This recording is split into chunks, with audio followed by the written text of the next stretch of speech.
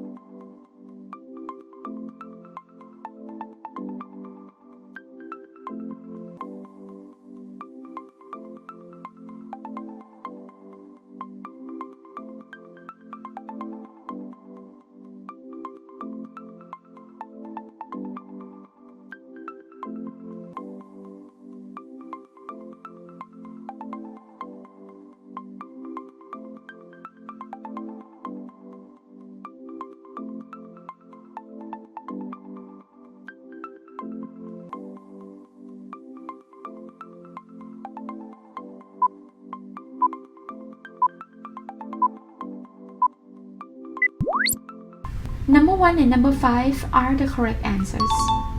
Health risks for Hispanic and Latino clients are hypertension, heart diseases, diabetes mellitus, obesity, lactose intolerance, and parasites. Sickle cell anemia is a health risk for African Americans, and thalassemia is the health risk for Asian Americans.